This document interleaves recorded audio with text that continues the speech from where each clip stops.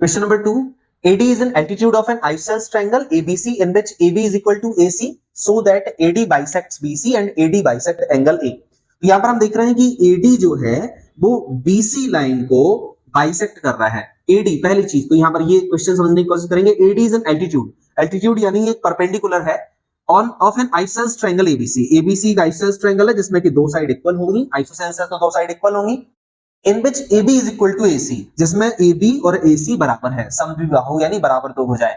So that आपको proof करना है AD बाइसेक्ट BC. ये जो AD लाइन है वो BC लाइन को दो बराबर लाइन में काट रही है and AD bisect angle A, और ये जो AD लाइन है वो एंगल A को बाइसेक्ट कर रही है यानी दो इक्वल एंगल में बांट रही है.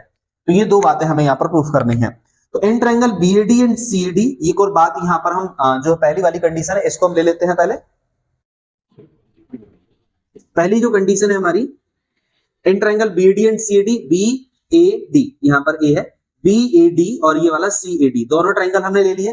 दोनों ट्रायंगल में हमने देखा ADB is equal to ADC each 90 degree because altitude line है. AD is an altitude, question में भी लिखा है कि एल्टीट्यूड है ये, तो एल्टीट्यूड मतलब 90 डिग्री. तो ADB और ADC दोनों एंगल इक्वल होंगे ईच 90 डिग्री, ADB और ADC. AB is equal to AC, तो AB और AC बराबर होंगे. ये भी क्वेश्चन में लिखा है कि दोनों आइसोसेलेस ट्रायंगल है, आइसोसेलेस ट्रायंगल है इसलिए दोनों साइड इक्वल होंगी. AD is equal to AD, तो यहाँ पर AD जो है वो इस वाले ट्रायंगल की भी है, इस वाले ट्रायंगल की भी है, तो कॉमन साइड हो गई.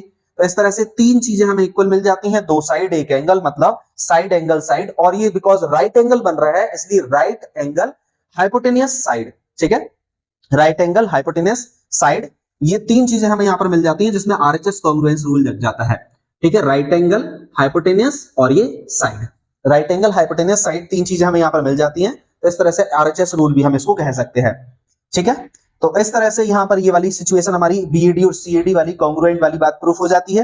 Hence AD bisect angle BC. इस तरह से हम कह सकते हैं जो AD लाइन है वो BC लाइन को बाइसेक्ट कर रही है, क्योंकि दोनों ट्रायंगल कॉन्ग्रुएंट है. तो ये वाली लाइन इस वाली लाइन के इक्वल होगी, मतलब ये इसके इक्वल है, तो ये AD लाइन ने इसको बराबर बाइसेक्ट कर दिया है. ठीक है, आगे हम बात करेंगे. तो यहाँ पर दूसरी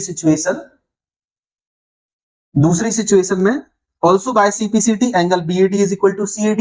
फिर यहां पर जो एंगल बन रहा था BAD,